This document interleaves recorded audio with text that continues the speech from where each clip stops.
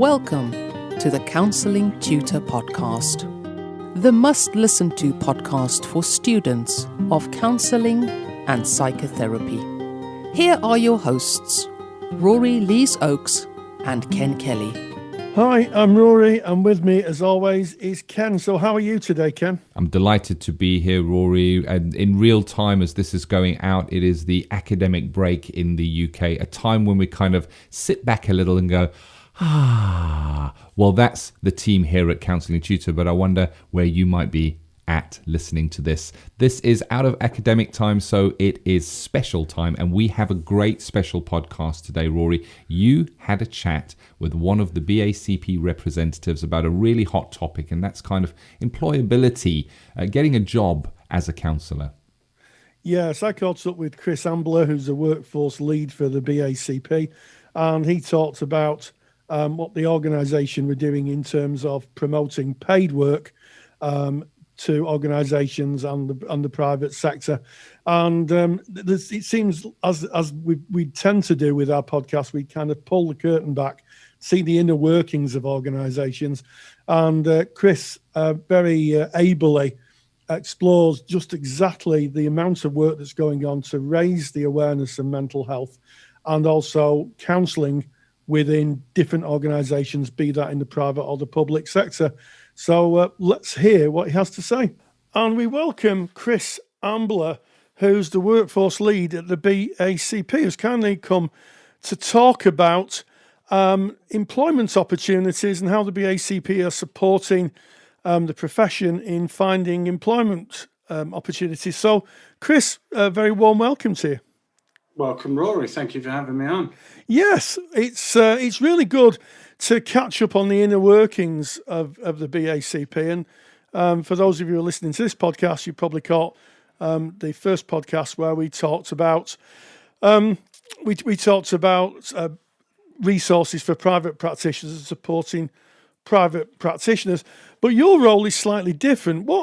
How would you outline your role as workforce lead, Kris? Yeah, you're right. You're right about that. My role is slightly different. It does cut across a number of different areas. My role is different in the sense that I'm helping to drive growth in paid opportunities and bring employers across the sectors, so the public sector, the private sector, and the sort of charity and third sector, closer to the counselling and psychotherapy professions.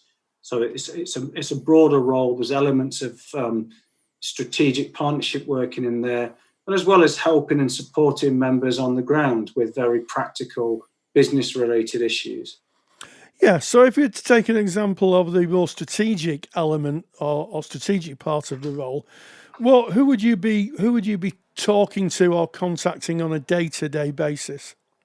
Yeah, it really varies, Rory. It can be employers, so sometimes we'll be contacted by an employer, an organisation that are looking to embed a wellbeing plan, for instance, in their organisation, and they're looking for some advice and guidance on how best to go about employing counsellors as part of that range of measures. It can also be large employer representative bodies like the Federation for Small Business or ACAS, for instance, working with them on packages of support for organisations or toolkits to help support people's mental health at work.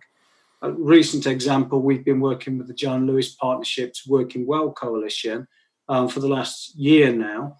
And through that group, we've written letters to the Prime Minister Boris Johnson, to the Chancellor Rishi Sunak, asking for policy changes that will open up the opportunities for employers to invest in a range of mental health provision for their employees, and particularly counselling and psychotherapy. So we're very keen to present the voice of our members within those conversations and ensure that employers of all kinds understand the value of counselling in the workplace, for example.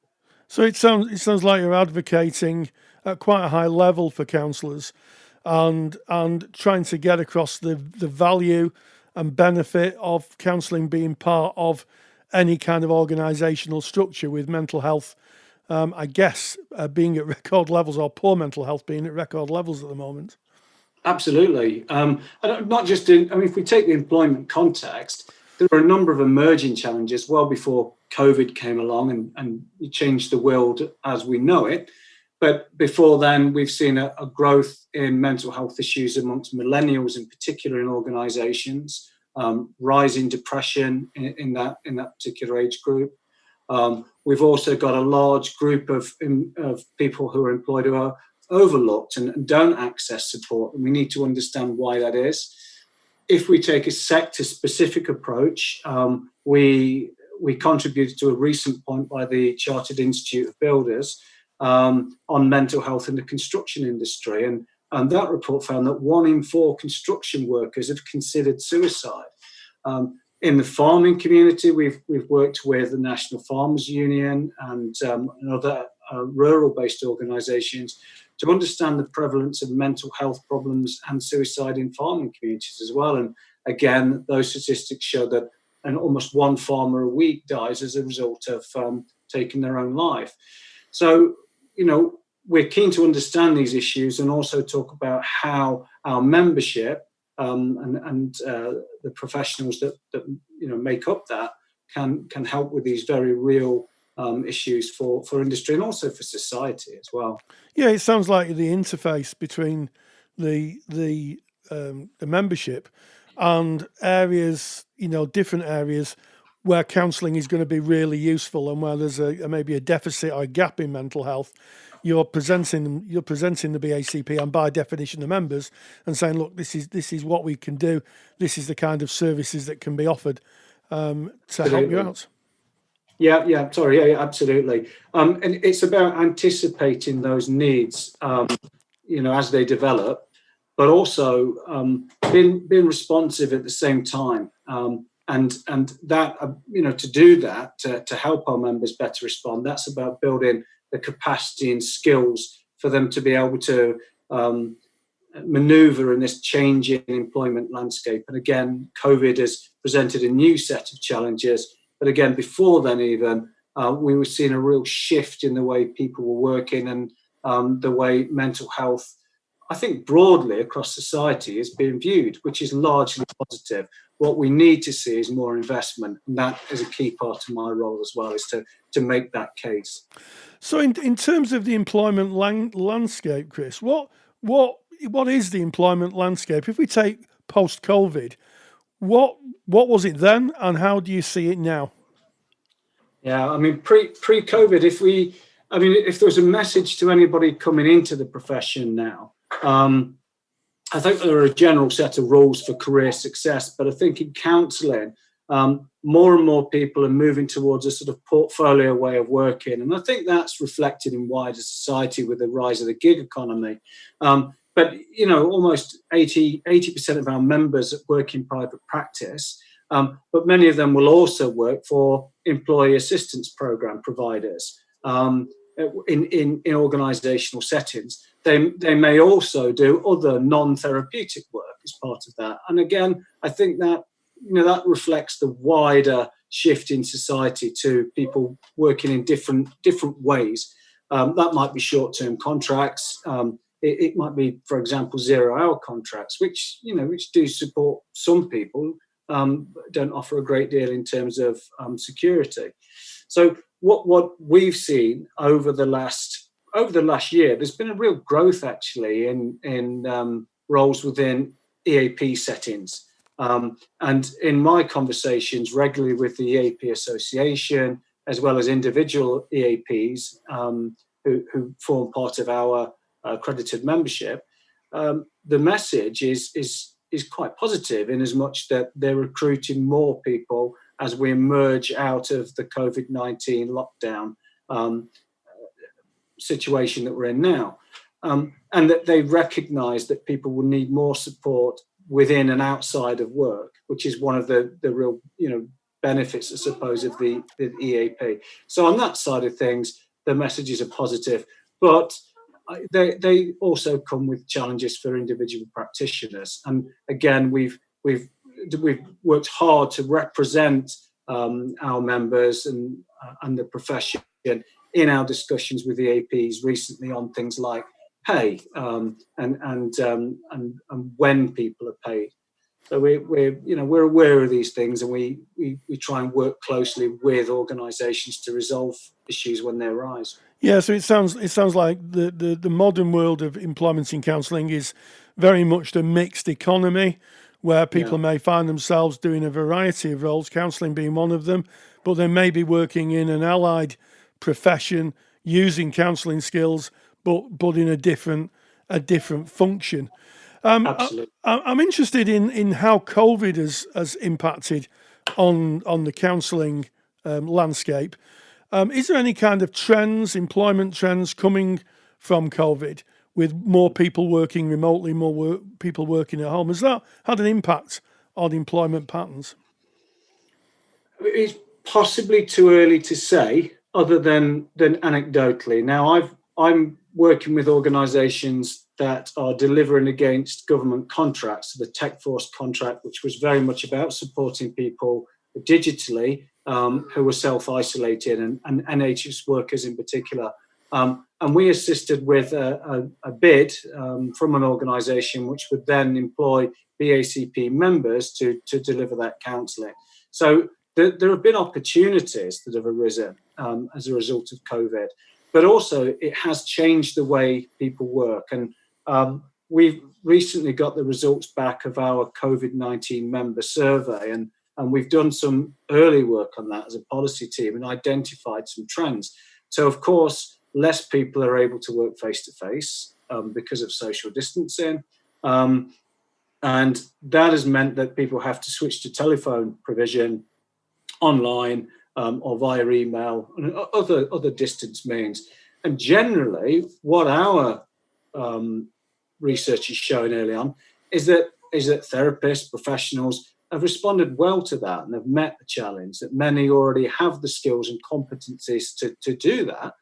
But it's also brought forward some issues for us to consider about how telephone and face-to-face counselling are paid, with many people saying actually it's more difficult, it's more challenging at the moment to deliver counselling broadly. I mean, generally, because there are issues with boundaries, people working from home. I mean, most people we talk to now, you can hear children or delivery people in the background. Yes. It's part of the new organisational reality, isn't it, for everybody? But that's especially difficult in the therapeutic context. So these are all things that individuals are having to work with now that they didn't at one time. It makes it harder. So these are things that, again, messages that we can take back to employers and to policymakers and say, as we have done through, we've got a wider campaign which is promoting investment in counselling and psychotherapy due to the COVID-19. And there's a coalition of over 20 organisations that joined that campaign. So, we're very much fighting the corner, as it were. Yes, it sounds very much like you're kind of getting involved at a number of levels. And I know that one of the areas that you'll probably get involved with is speaking at commissioner level. Commissioners usually are the people who hold the purse strings for charitable organisations. They're the guardians of government money as their kind of the flow goes in to charities. What kind of conversations would you have for commissioners that would benefit colleagues maybe working in an agency or getting paid working in an agency? Well, I mean, there's a number of ways actually that I've been working with on behalf of members around commissioning over the last 6 months to a year. One of the things is to put on our website a resource around understanding public sector commissioning and procurement and how that works, because for many it can seem absolutely impenetrable. And yet, the public sector invests over £900 billion a year in a variety of services, but mental health is a really considerable chunk of that. And a lot of it tends to go to the usual suspects. Local authorities, commissioners, clinical commissioning groups have a responsibility under the Social Value Act to ensure that when they do procure services, they're not excluding either third sector groups or smaller businesses and organisations that are actually much better placed usually to deliver services because they understand their communities better. So for me, it's about raising the awareness of those messages to members, to pointing them in the right direction in terms of support for public sector contracts. So we've got a list on the webpage of portals, as well as some description about what the process of procurement is. But also we've been encouraging smaller providers to come together and form consortia so that they can bid for larger contracts. And again, we've put some resource into developing support for members around those.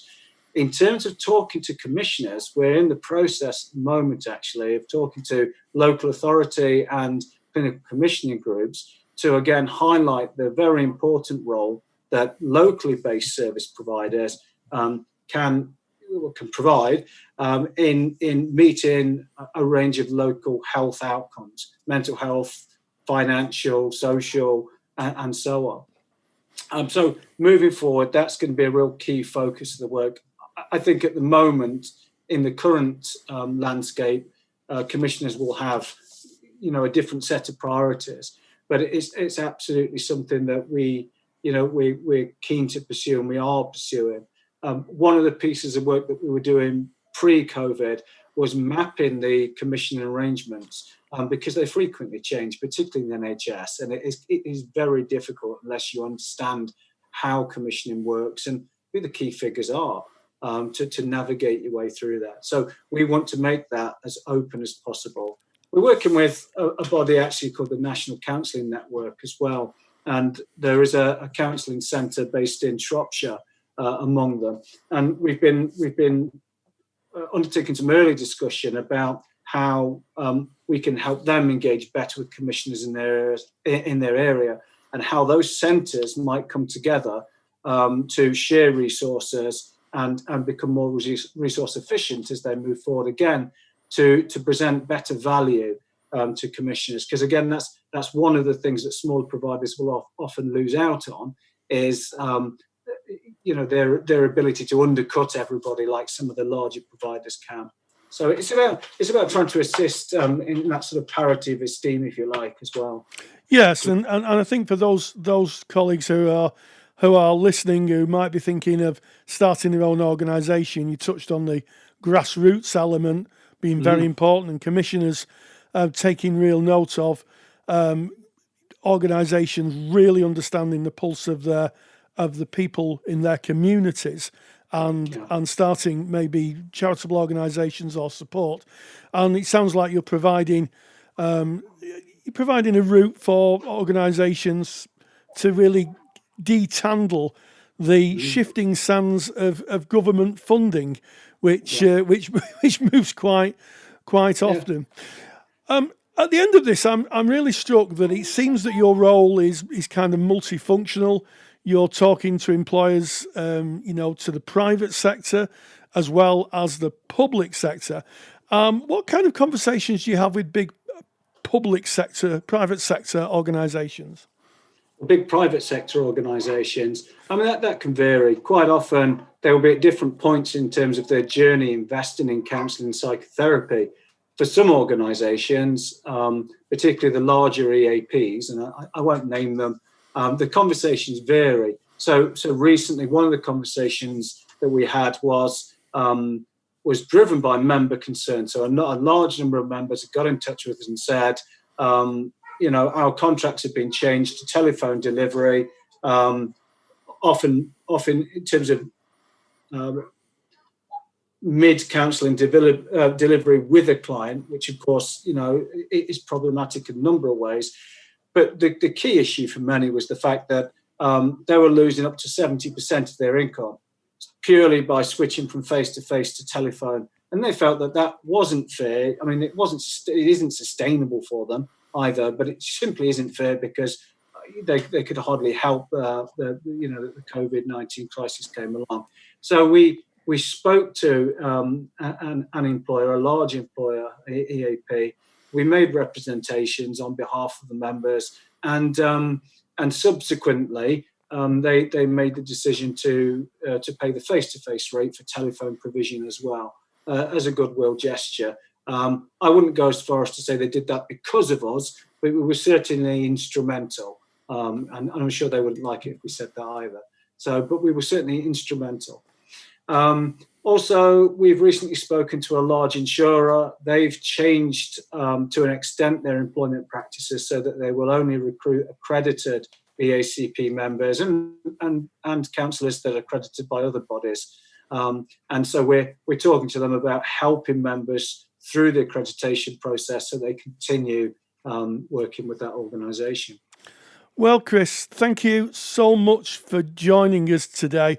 I think you've successfully pulled back the curtain into a specific part of the workings of the BACP and how actively the organisation is engaging in not only giving practitioners a voice, but actually looking and really investigating employment opportunities by speaking directly to a number of people and getting them to see both the value of counselling and also in the last instance advocating for just a bit of equity, a bit of a bit of fairness. So thank you for joining us, and Kris Ambler, thank you very much. Thank you, Rory. You're more than welcome. Thanks for having me. Thank you very much, Rory. That was, I think, eye-opening. And so often we see in our Facebook page, if you're not a member of that, get in on the conversation by going to Facebook and putting in Counselling Tutor. We see people mentioning, I've now qualified or I'm about to qualify and I'm looking out in the workforce. Are there any jobs? And I think that really just coloured in a lot of what is being done. Yes, absolutely. And paid work, people pay a lot of money to train, and people rightly want careers out of becoming a counsellor, and there is a lot of unpaid work about, but it is interesting to hear exactly the work that an ethical body is doing to promote paid work for qualified counsellors. Well, there you have it. That's Rory and myself checking out for this academic year, and we'll of course be checking back in again when the new academic year starts up here in the UK. So we're looking forward to that because we have a brand new format that we're going to be launching for the Counselling Tutor Podcast. So we do hope that you will continue to join us along that journey. So we look forward to meeting you all again, refreshed and ready to go in the exciting world of counselling. If you're a qualified counsellor or psychotherapist, then why not check out the Counsellor CPD Library? Stay current with your CPD requirements with over 150 hours of academically rigorous, on-demand lectures you can stream to your device. Joining Counsellor CPD will expand your skill set to create a more specialised, highly rewarding practice. For more information on the Counsellor CPD Library, visit counsellingtutor.com. Thank you for listening to the Counselling Tutor Podcast. Find the show notes for this episode on our website at www.counsellingtutor.com.